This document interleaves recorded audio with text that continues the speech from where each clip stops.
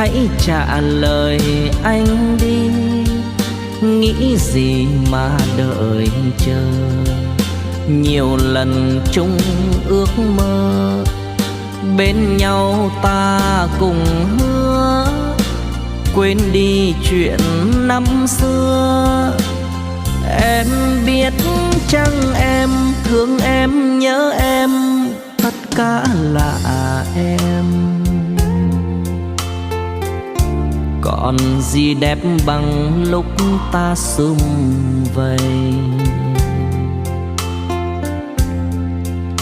Cầu mong sao duyên đẹp đôi, ước nguyện cả cuộc đời là được mãi mãi gần em.